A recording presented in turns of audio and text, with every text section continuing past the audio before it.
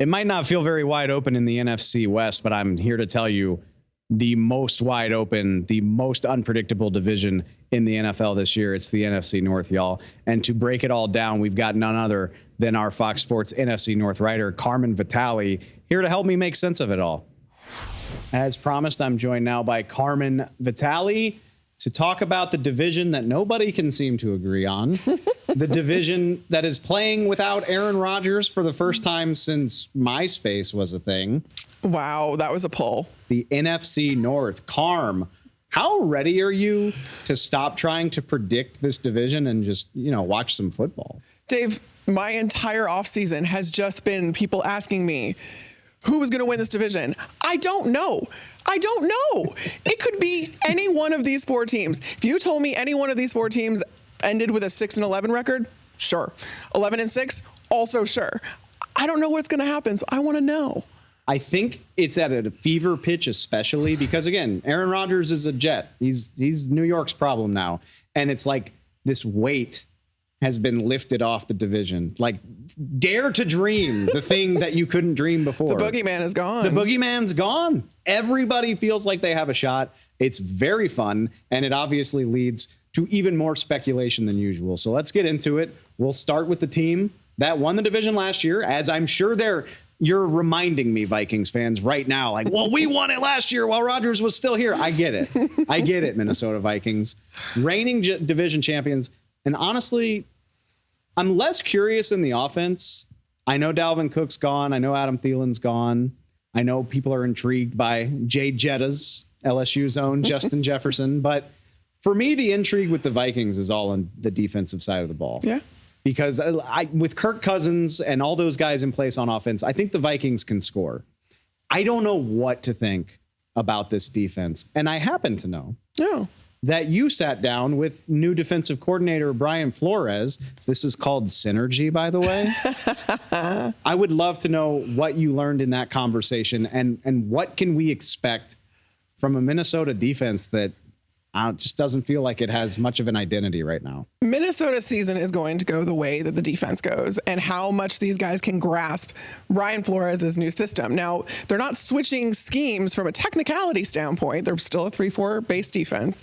But Brian Flores is famous for his aggressive scheme, his multiple scheme. He told me that he reworks every offseason his defenses. And while they keep the core concepts of that aggressiveness that Brian Flores is so proud of, it changes every year based on the personnel. So now with a new team, he told me he's going to be leaning a lot on the linebackers and the safeties. That's who's going to lead this group as far as getting in and out of different defenses, getting in and out of different pressure looks. And the reason for that is because that they have the most experience at those positions. Think about it. Harrison Smith, safety, been there forever. Jordan Hicks. He's 34, by the way. I know, which is ancient in football years. Before the show, I looked it up. Us. He was drafted in 2012. Yeah, I don't want to talk about it, Dave, because we're also the same age as this man, and we're talking about him like he's on his last legs in a little walker, like, oh, he's going to be on the field today. Yeah, exactly. But he has the experience, and that's something that Brian Flores absolutely values. Between him, Jordan Hicks, they're the ones that are going to have to get this defense together. And the way that they can kind of trickle down the effects of Brian Flores and the concepts and the priorities that he has down through this little telephone line of between the assistant coaches and then onto the veterans and then onto the younger players, that's going to be how this defense performs. And if it's any indication from Brian Flores' time in Miami, it might not happen this first year, which is why I'm so unsure about how the Vikings are actually going to fare. A really sneaky addition that it's not even on the radar, let alone under it, but the decision to get Marcus Davenport out of New Orleans. Yeah. And look, Marcus Davenport, I'm not trying to say it's like a game changer. He didn't live up to the hype of where he was drafted in the first round. But it's a guy that had the talent to be a high first-round draft pick. You pair him with a vet like Danielle Hunter, also an LSU Tiger, just for the record. But that has the potential to be very interesting, in my opinion. Brian Flores told me this is the first time he's ever had that dude on the defensive line. And he has two of them. during his years in Miami as head coach, he took the Miami Dolphins from last in sacks to top 5 within 3 seasons without ever having a player reach double-digit sacks. He's always had to get super creative with the way that he does his fronts and how multiple they can get and where he's getting pressure from, because he never had those dudes. He now has not only Danielle Hunter, but Marcus Davenport. And he told me he's super excited about working with those guys and seeing what he can do and how many pressures he can dial up with those two alone. All right, 30 seconds or less. We know about the pass catchers on this team. We know about Kirk Cousins, TJ Hawkinson. Congrats on the bag. Jordan Addison is there to help Justin Jefferson. But I am curious about the run game. Dalvin Cook is gone. What is the answer there? Yeah, you mentioned the pass catchers and everything. They're not going to take a step back there. That's going to be the same this season. But where they could take a step back is if Alexander Mattison is not who Dalvin Cook was. They don't run the ball a whole lot, but they need the run game to unlock other concepts on this in this offense, in Kevin O'Connell's offense, who is a disciple of the Shanahan-McVay tree. And you don't necessarily need to get a ton of production out of the run game itself, but you need to make sure the threat is still there, because you need to be able to unlock other different points of your offense, up to and including play action. Kirk Cousins is a huge play action quarterback, and he benefits from it tremendously. It doesn't feel from the outside like they've done enough to offset losing Dalvin, but I look forward to them proving me wrong. All right, let's get to the favorites. And yes, the favorites. The Detroit Lions are the favorites to win their division. I'll never get tired of saying that, but now they have to back it up. Yeah, they absolutely do, but I think that they can. God help me, Dave. The Detroit Lions can win this division, and it's because not only they have the most complete roster in this division, I believe, but they also have belief in themselves. This is the most belief that they've had. It's the most belief the city of Detroit has had. They sold out of season tickets for the very first time, and it's all because of Dan the Man Campbell and what he's been able to instill in this Lions locker room. I mean, I was in that locker room last season when they were losing, and it was still a fun place to be. And I don't want that to get construed as being a bad thing. It was a great thing because these guys knew that sooner or later it was going to turn around for them. And it did. They finished the season with 8-1 down the stretch. And so they finished with a winning record. So fun. It was so fun. And I think that they can continue that momentum into 2023. Okay, well, let me ask you this. And I'm not trying to poo-poo the Lions as a contender, but I think there's a big difference between climbing out of a hole and playing the season finale in prime time and winning that game and feeling all good about yourselves. I think there's a huge difference between that and being a circled team from the get-go. Again, they open the season tonight against the Chiefs. They play good teams because of their record last year. Like, do you think they're ready for that increased level of scrutiny? Because as someone that spent a long time around the Cowboys, that is real. Like, that never-ending attention is a real thing that can wear on a team. Dave, usually I think it's coach speak when people say, oh, we don't pay attention to the outside noise. It doesn't affect us. It hasn't permeated into this locker room. In the case of the Detroit Lions, I believe it, because if you've paid attention at all to them this preseason, you don't have players mouthing off about how good they're about to be. You don't have anybody talking about expectations or this or that. In fact, every time Dan Campbell or Brad Holmes, their general manager, is asked about the expectations this season, it is immediately shut down. And that has been consistent throughout coaches and players. So I feel like they've blocked out a lot of this. And again, that belief in each other is what's going to carry them, because that doesn't matter. The outside doesn't matter when you have such a good group of guys that they all enjoy being around each other. One big question I have about the Lions, Amon-Ra St. Brown's a wonderful young receiver. Yeah. We know that he remembers every receiver that was drafted ahead of him. I think we've covered that. But what's more unknown is who's helping him. Jamison Williams is great. He's also suspended for the first 6 games of the season for gambling. Do the Lions have a number 2 that they feel good about, or that you think they should feel good about, to help Amon-Ra St. Brown? If the Lions have one hole, it is that number 1, that X wide receiver. Amon-Ra is a number 1 because he has to be, and he can play out of any alignment. He's a wonderful receiver. He was super productive last season. But you don't necessarily have that true outside guy until Jameson Williams comes back. But to that, I say, think outside the box, because that is what the Detroit Lions offense is doing. That is what offensive coordinator Ben Johnson is doing. You about to say Jahmyr Gibbs' name? I'm absolutely about to say Jahmyr Gibbs' name, because we heard Ben Johnson say it just the other day that they're going to use him in ways that people don't think that they might use him. They are going true positionless player for Jahmyr Gibbs, and the wrinkles that Ben Johnson is able to come up with already. I had a defensive coach on that staff tell me that in practice, they'll think they figured out the offense one day. The very next day, Ben Johnson has 5 more wrinkles installed, all ready to go, that is confusing the defense again. So that amount of creativity for a guy that literally lives, breathes, and eats football, I cannot wait to see how that manifests in Jahmyr Gibbs. And we don't have to wait much longer. I'm so excited they play tonight. All right. How about we'll call them the guys that get too much attention, probably, if you are not a fan of them, the Green Bay Packers. Just have generational quarterback play for 30 years. And as soon as you lose Aaron Rodgers to the New York Jets, you just fill that airtime with trying to find out about Jordan Love. But that's what it comes down to for me. I know there's a lot of interesting stuff about this team. There's a lot of things to like about this team. But at the end of the day, this team's entire storyline is about finding out what Jordan Love is and how good he can be. So help me. I think the Green Bay Packers have done it again. Jordan Love. Oh. Is that a hot take? That's steaming take. Done it again implies like eventual Hall of Famer. Yes, I know. That's what that means. It's scary to say. You're not saying like, oh, he could be pretty good, because that's what most people say. Yeah, I think that's taking the easy way out.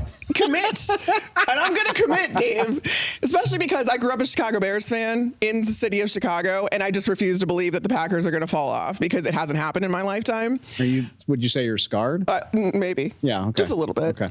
But the thing is, Jordan Love is coming into his first year as starter more prepared than 99.9% of first-year starters, because he's been in this offense for 3 years. And he knows these guys. He knows this locker room. He knows this. Their quarterbacks coach, Tom Clements, said in the offseason that he could lean over to Jordan Love at any point during any game while he was riding the bench and say, what are we about to do here? And Jordan Love would know it. He knows this offense like the back of his hand, so now he just has to execute it. I'm going to make everybody's job easier. Social Team Stacy, if you could just clip out Stace, be nice. this part of the show where Carmen said that Jordan Love is a future Hall of Famer, that's what should go on social media, just for the record. No, I'm with you. I'm with you for the record. I'm not ready to go that far. But I think Jordan Love is going to hit the ground running. I like the Packers' offensive line. At some point, all of the talent on their defense has to actually play well. They have 7 first-round picks. Lucas Van Ness is the most recent one out of Iowa. Rashawn Gary's back from injury. Yeah. Like, at some point, all of this talent has to translate to a better defense. Jair Alexander, I should at least say your name, one of the best corners in the league. I was going to say, make sure you call him great, not good. Okay, you're right. Please He's a great corner. Don't come for me, Jair Alexander. The point is, everything about this team looks pretty ready. They need some seasoning at receiver and tight end, but everything looks good if Jordan Love is good. I want to make sure to emphasize this, though, that it might not happen in the very first game, because both Romeo Doubs and Christian Watson are dealing with hamstring injuries currently. So their status for Sunday is in question. That's just more opportunity for Jaden Reed and Luke Musgrave, baby. Let's go. They're going to get a lot out of those two. I'm high on the Packers, and you'll see how high in a few minutes. Let's wrap it up. Your hometown team. Yep. The Chicago Bears. They are. And again, I mean, look, it's the most important position in football for a reason.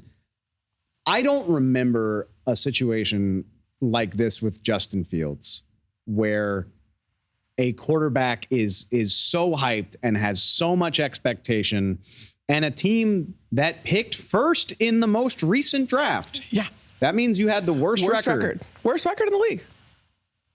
They are widely expected to massively improve that. And there are people that think Justin Fields is part of the MVP conversation. It's not for me to say that he's not, but that's a hell of a jump. And I would love to know if you think that this is too much too soon. It's absolutely too much too soon, because Justin Fields, I believe is going to make a jump. But everyone wants him to make this Jalen Hurts-esque jump from the Philadelphia Eagles, which then the Hurts situation is hurting Justin Fields. I feel like. Wow, you did that. The Hurts situation is hurting Justin Fields. I see what you did there. The thing is, though, it is because the 2022 Eagles are not the 2023 Bears. The 2023 Bears are not the 2022 Eagles. Like, the Eagles were set, and they just needed Jalen Hurts to get that much better. They were a playoff team. Jalen Hurts' floor is also much higher than Justin Fields was this year. So he has a lot further to go. And quite frankly, the jump he would have to make is unprecedented. I broke down the percentages actually on foxsports.com. Synergy. And if Justin Fields was to match the same percentages as Jalen Hurts did from his year 2 to year 3 season, that stat line for Justin Fields would look more along the lines of what? 2,600 passing yards, 21 touchdowns, and 7 interceptions. That is an improvement over last year.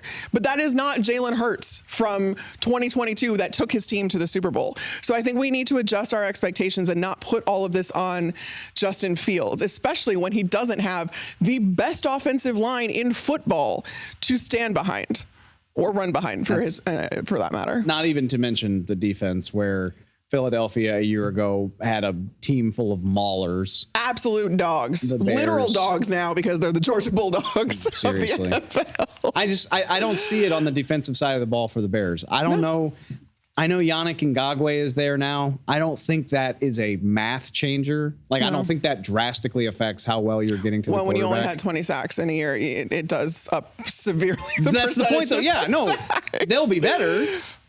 How much better? And that's my thing. I think I'm excited to see Justin Fields. I think he's going to be must watch to see how much better he gets. And he has electrifying talent. He does. I just think the Bears are a year or so away from being really part of this conversation. And depending on how Justin Fields plays, please don't yell at me, Bears fans, but it's possible Ryan Poles is hunting for a quarterback in the offseason if Justin Fields doesn't live up to these incredible expectations. Poles made no bones about the fact that they are hedging their bets on Justin Fields.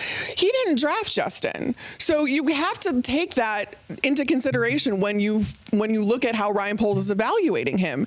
And the fact that he was so insistent on this being a multi-year rebuild for the Chicago Bears that when they took that leap down from the number 1 overall spot down to all the way down to number 9, he made sure to get an extra first-round pick out of that because of the fact that now this sets the Bears up in 2024 to grab whatever quarterback they want if, in fact, Justin Fields isn't who they hope he is. I think, and I think that's what makes it fun. I hope we're not bumming Bears fans out too much because there's multiple ways that this season could be really fun for them. Either we're wrong, Justin Fields is that dude. Right, and you can just come for me and it'll be great. But that's fine. And then you're in the playoff picture and that's all well and good. But even if that doesn't happen, they are so well positioned to pivot and try again. Or even if Justin Fields is even just merely good. Yeah. Now you say, well, we've got 2 good first-round picks that we can use to revamp this defense or further bolster the offensive line. There's a lot of fun outcomes ahead of the Bears. I just don't know that it involves the playoffs this year. I can't imagine it does. But again, stranger things have happened. I haven't seen the script for this year's NFL season, so who actually knows? You're watching those commercials? Of course I'm watching those commercials. Those are hilarious. But also Justin Fields replacing his legs with actual wheels. Like, you know. It's not far off. He's fast as hell. He does have the opportunity. I mean, the reason he's in these MVP conversations is because no quarterback has ever had 4,000 yards passing, 1,000 yards rushing. And there's only been, Josh Allen to do it, 3,000 yards passing and 1,000 yards. Yeah. So pretty nice. That's why the MVP conversation comes up. And if he does that, man, Chicago's going to have a fun time. Oh my God. I got to get there. I know that city's going to lose it. I got to get there for the party if the Bears are as good as Bears fans hope they are. All right. They are. If you come on the show, you have to pick the winner. That's just how it works. Yeah. I assume based on this conversation that it won't be the Chicago Bears, but Maybe you could surprise me. Who you got? Who's winning the It's NFC not North? even putting me on the spot because everybody's been asking me it all season, like I said, or all off season, like I said. It's the Detroit Lions. I'm rolling with the Lions. I think this is the year. This is the year, Lions fans. Let's do it. I'm really excited for them. And I think, again, I just have a tremendous amount of belief in this team because they have the belief in themselves. It appeals to my hipster contrarian heart. Like the Lions are the most fun underdog, cool story. Could you imagine if they beat the Chiefs? It would be amazing. You want to talk about parties? Detroit, Rock City. Yeah. Yes. But having said that, I'm going to go with the old bullies. You're I'm going going to with go the Green Bay Packers, with aren't the you? Green You're going Bay with the Green Bay Packers Packers. You're to doing win it. the NFC North. I think Jordan Love is good. I think Aaron Jones and A.J. Dillon are an amazing duo to help him out. The offensive line is good. The defense is loaded. One of those pass catchers is going to step up. I'm not saying they're going to win more than like 9 games, but I got the Green Bay Packers winning the NFC North. Let's go. They could very, very realistically end up with a better record than they did last year. And I've been kind of predicting that, like, on the low. Back off. You don't. No. What? You made your prediction. Go look on FoxSports.com. You said anything Lions. I've said. You said Lions. You don't get to steal I didn't my say they're going to win the Packers division. thunder. I said they're going to have a better record than last year. Too close for comfort, in my opinion. Relax. Carmen, Vitali, thank you so much for joining me to preview the grab baggiest division of them all, the NFC North.